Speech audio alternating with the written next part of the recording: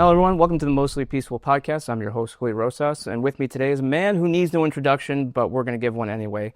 We're here with Governor Ron DeSantis, Florida man himself. Governor, thank you so much for taking the time today. Welcome to Tallahassee. There are not many reasons I come to Tallahassee, but I always have one, usually once per year, and so this is my one.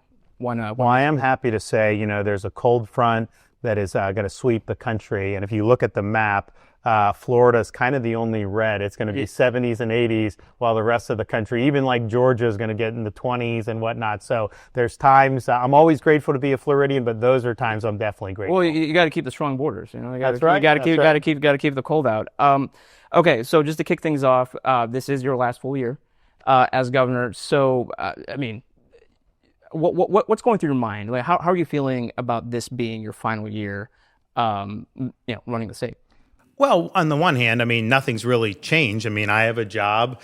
I'm an energetic executive. Anytime there's meat on the bone to get, I'm going to try, to do all I can to deliver results for people. But on the other hand, you look back what I've promised over my time running for governor, the 2 times, and I've accomplished every single thing I told the voters I would do. And that's rare, right? Because most people make promises, don't always follow through with them. We followed through with all of them. We delivered really big results, but there's always more to do. And so we don't just rest on our laurels and we get out there. Be active. For example, with what we're doing with fighting illegal immigration, we're the only state in the country that mandates state and local cooperation with DHS. That has resulted just in the last 9-10 months, 20,000 illegal aliens apprehended in Florida through state and local action over and above what DHS is doing on its own. I think that's really, really important.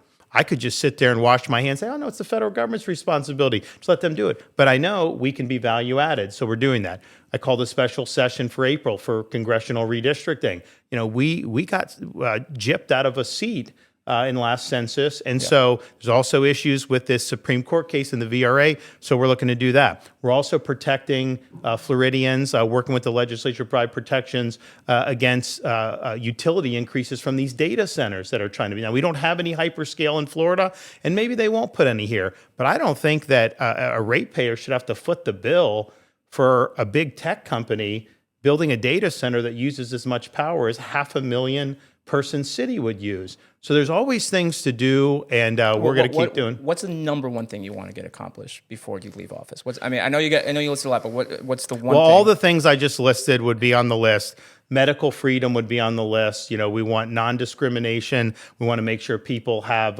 informed consent rather than mandate on any medical that they're doing. And then we are working with the legislature. This is not something I can do directly, but on property tax, to be able to say, you have a personal residence, we want you to own that, free and clear of the government. And we have enough of a tax base in Florida where we could deliver that. So we're working on that. Obviously, I got to get 2/3 of the legislature to put it on the ballot. Then the voters have to vote for it. But if you look in Florida, at the state level, we're probably the lowest tax state in the country, or certainly one of the few.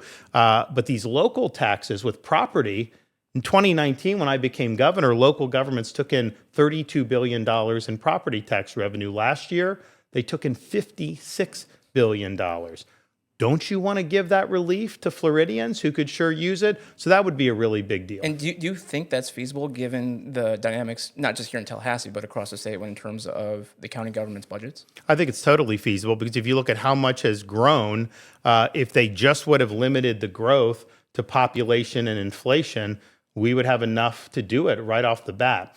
So it can be done. California actually in 1978 did Proposition 13. People said you couldn't do that because they had out of control property taxes. It was a massive, Art Laffer was involved with that, who helped President Reagan. And that had been really revolutionary.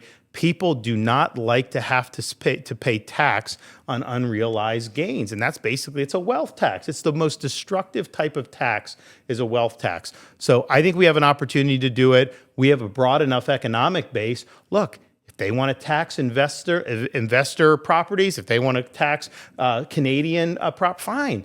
But a Florida resident, we want to give you relief. Yeah, definitely tax those Canadians. They've gotten a little too big for the britches, in my opinion, recently. Anyway, so because this is your last year, that means that there's a governor's race that is now going to heat up for this year. When are you going to make an endorsement? Because we got a lot of big names in the ring already. What's your thought process when it comes to I endorsing? typically, if you look at my history as governor, I don't get involved in most races.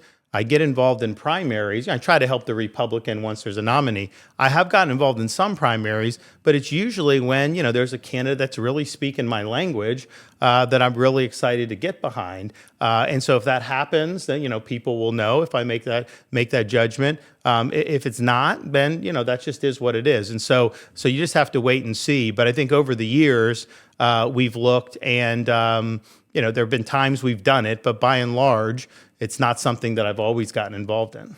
So because you haven't done that, so does that imply then the current people that are in the race, that hasn't met your criteria then?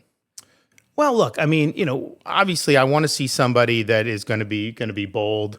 I want to see somebody that's going to be willing to fight when it's not easy. If you look at Florida's success, they just came out with the GDP numbers for Florida. 1.85 trillion is our economy in Florida. When I came in, it was a little over $1 trillion. So we've had like a 70-80% increase in the economy in 7 years. How does that happen? Well, it's a lot of factors, but it would not have happened had we not cut against the grain on COVID, stood up to the narrative, stood up to the media, stood up to the Faucis of the world, and said, you have a right to operate businesses and go to school and make your own decisions. That's really what caused Florida to boom more than anything. So you got to have the wherewithal to be able to do that. And you got to be right on the policy. There are policies that get proposed, even in a Republican state, that are not good policies. And you got to be able to separate the wheat from the chaff on that. And no, we've got to be a law and order state. We've got to be tough against illegal immigration. We've got to be a friend of the taxpayer. We got to support medical freedom. There's a whole bunch of things that I think you have to do. So as these guys get out, I don't think people have paid attention to this in 2025, and don't think a lot of people are paying attention now. I think they probably will as we get more into the spring. But that'll be the time where I'll look and see how these guys are putting themselves out and seeing what I think they'll do if they're governor. All right. So we're just a little more of a wait and see then. Yeah. All right. So we're now a full year into President Trump's second term. I want to ask: is there something in the time that he's been back in office that you've been surprised with in comparison to his first term in terms of how he's been able to govern? Well, I think pleasantly surprised with how quickly he secured the border. I knew he was going to do it because it was obviously a big issue. But I think if you look compared to the first term and the second term, it was overwhelming. He clearly had a plan. And I knew that it would be less for sure, even immediately, but to reduce it to almost nothing that quickly, I think that's an unqualified success. And interestingly, even some of these Democrats have acknowledged that, right? We had an open border under Joe Biden. You had people from all over the world coming across that border. I remember I sent people to help Texas. My guys are interdicting people, that are coming from China across the border. Russia across the border, Iran. How in the heck is that something that's good for the United States? So I think that's been a big success. Now, obviously, the battle lines are you have people here illegally, some people with very hostile designs against our society.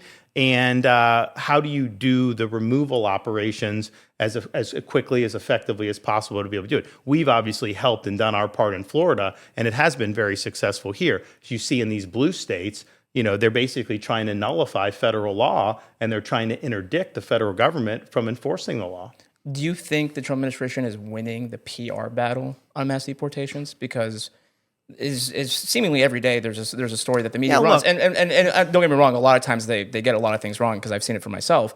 But half the battle is the public opinion, and it does seem like the polling is, yes, they agree that illegal immigration is a big problem, but they might not agree with how the Trump administration is doing it. And me personally, as someone who covered the border crisis, it's like, no, this is a big problem that needs to be addressed. So do you think that overall that they're winning the PR battle? So here's what I think on these polls. Obviously, these media organizations have a narrative they're trying to do. So you just have to keep that in mind. Second, a lot of it is, what is the information flow? If you poll somebody and they're bombarded with negative stories about ICE and all that stuff, they're more apt to disapprove. But to me, that's very superficial. I think if you go beyond just the news of the day and you ask voters, if someone's here illegally, do they have a right to be here, or do we enforce the law? And I think most people recognize that you have to enforce the law, especially when you're talking about some of the people that have been targeted by DHS. I mean, these people have rap sheets. They'll do a sob story. I think it's pretty indicative. They'll do these sob stories in Washington Post, New York Times, and they'll write it. Then it turns out, well, someone had domestic battery with a deadly weapon. They don't mention that, right? And so obviously the media is invested in doing a certain narrative. I think they're kind of going to be damned if they do and damned if they don't. Yep. I mean, if they take the foot off the gas, the problem gets worse. But if they're actually enforcing the law, the media is never going to be. And I'll give you an example with Florida. So DHS, we're helping them. And say, what do you need from us? And the one thing they needed, particularly early on, was space to process, detain, and then stage for deportation. They just didn't have enough space. Right. So we did the alligator Alcatraz, you know that. So I'm down there, and basically this is an airport in the Florida Everglades. So you have people, and you literally put them in a van, go 2,000 feet, they're on a plane, DHS flies them out, and they're deported. So very efficient. Obviously, you're not going to escape from there. It's out of the way of everybody and everything like that. The mosquitoes are definitely brutal out there. Well, but here's the thing: they set up all this infrastructure, and they're taking me around a couple days before the first DHS sent the first detainees, and it's like a library, this, that, all these other things. And I was just thinking to myself, aren't you guys going overboard with some of the stuff that's here? And they're like, well, we don't want to be accused of mistreating them. I told them, they are going to accuse you of that no matter what. No matter what, they will accuse you. And what they'll do is they'll have someone will make an unsupported allegation, one of these illegal aliens, and the media will run with it. And they'll say things that are demonstrably false, and it doesn't matter. So that's just what you're up against. So, yeah, I mean, obviously, you want to be able to do things that get the best possible gloss. But I think on some of these issues, you just have to understand the media is not operating in good faith. It's not like, oh, we're just stubbing our toe. The media is calling balls and strikes. No matter what you do, it is going to have a negative spin by those legacy outlets. And you certainly have your experience in that as well. And so overall, how would you rate President Trump's second term, scale of 1 to 10? Well, I don't really do that. I mean, I think it's been successful. I mean, obviously with the border has been a huge success. I think if you look at what he's done in the Western Hemisphere, I used to say this when Biden was in, we had more Marxist regimes in the Western Hemisphere when Biden was president than at the height of the Cold War. Because obviously, you have Cuba, you have Venezuela, you saw Brazil, you saw Colombia fall, on it goes. And what I think the president has done is he's really reinvigorated the Monroe Doctrine, of course, with the operation for Maduro, but also what they're doing to starve the Castro dictatorship in Cuba. You've also seen Chile's recent election results. Mm-hmm. Of course, you have Malay and Argentina. Honduras. So you have, I think, a huge swing in the pendulum towards America and towards freedom in our own backyard. And yes, there's a lot of things going on in the world, but don't we want to make sure that our own backyard is in order? Do we want to have China and Russia and Iran involved in our hemisphere? And I think our founding fathers, by and large, said, stay out of our hemisphere. And under Biden, that got very, very rickety in terms of the resolve. Now under President Trump, you really do see the renewed resolve. And so then knowing what you know now, and obviously hindsight's 2020, but would you have still made the decision to run for president back in 2024? Well, look, I mean, at the time, remember, a lot of the people that have criticized me for running privately asked me to run because they didn't think President Trump could win again. And there was reasons to do that. But what I offer was nobody has been able to take an electorate that was 50-50 and turn it decisively red better than what we've done in Florida. Nobody has ever been able to neuter the left better than what we've done in Florida. I mean, think of what we've done. Teachers unions neutered. Trial lawyer lobby neutered. Liberal professors no longer running the show at our universities. And so what I think we need, and what we needed in Florida, what we need in other states, is really understanding that the left ultimately, if they are able to maintain control of every institution, we are not going to be successful. And so Florida is really the model for being able to neuter the left and making sure that we have an ability to have freedom. So, I think it's, you have no regrets in life. You just live and you go forward. And so, speaking about other states, and with everything that's happening, particularly in Minnesota, Minneapolis. So, Mayor Fry, because I just returned there, and everything is outside of the cold that we were talking about. It's certainly definitely crazy over there. He and other Democrats, but he in particular, were saying, this is this large operation is clearly politically motivated because when you look at states like Florida and Texas, they have way bigger illegal immigrant populations compared to us. So they're sending thousands a year. So it's just to punish us. I have the answer, but I wanted to give you the chance to respond to him about why DHS doesn't need to send thousands more. Because we're cooperating with DHS. That's why. And they don't have to worry about the resistance, because not only do we want to cooperate at the state level, we've mandated local governments to do it. Not every local government in Florida wants to cooperate. Let's just be honest with that.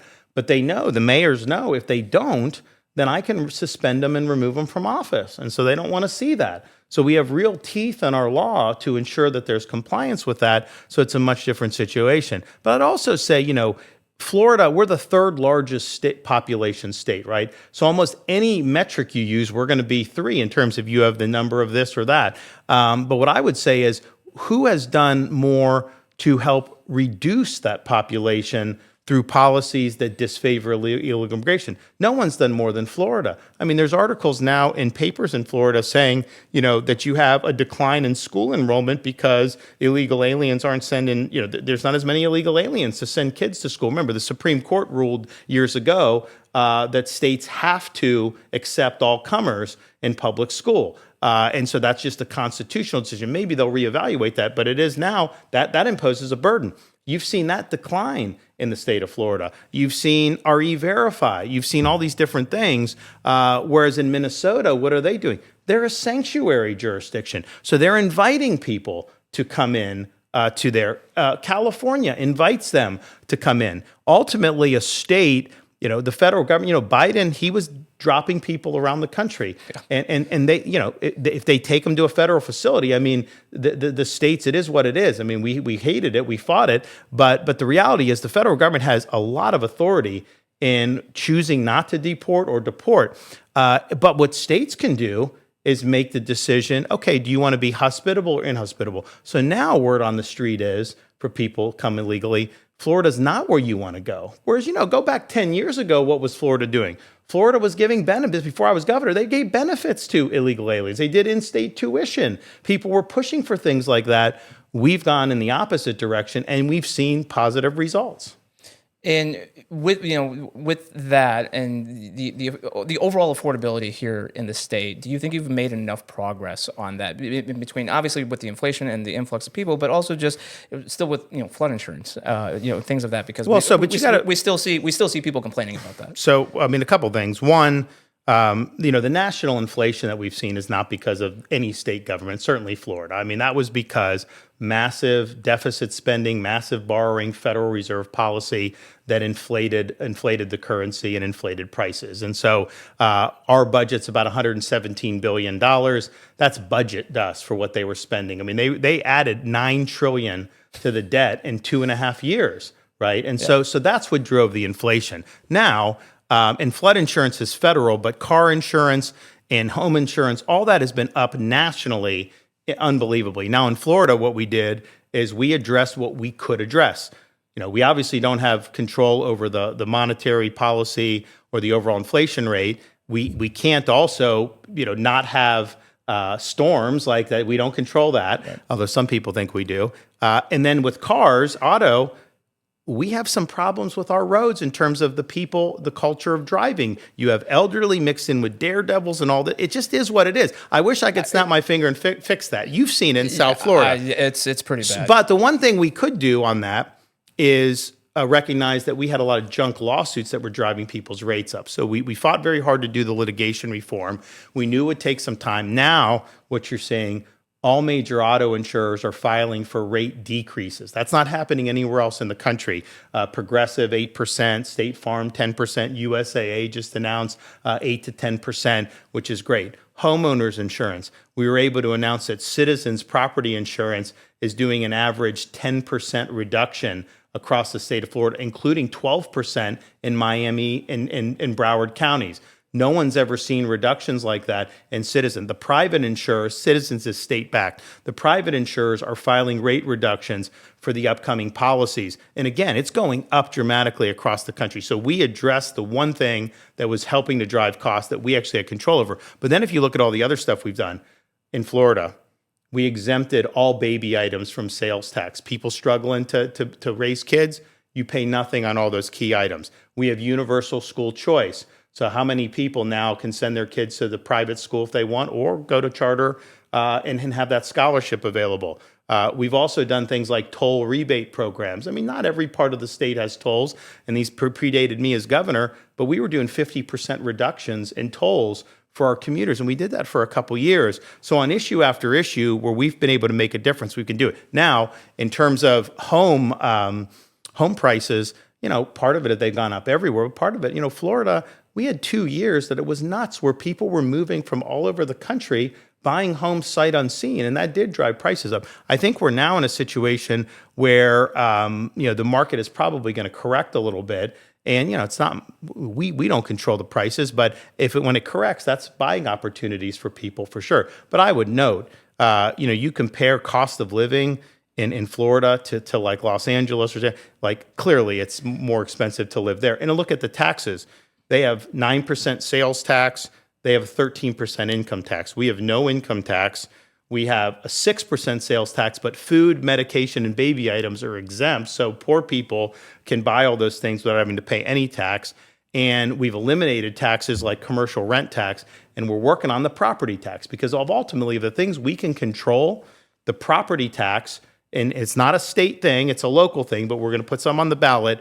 That is the one thing we can control. And it's hurting the housing availability because if you're older and you've been locked in at a lower value home because of Homestead limiting it, you don't want to sell and downsize because your tax basis is going to go up with the new property. So if you do property tax, you can avoid that. You're going to start to see the market turn over, and I think that'll be more opportunity for younger people. So we've done a lot, probably more than anyone's done. But let's just be clear about inflation. That was a national problem driven by national policies.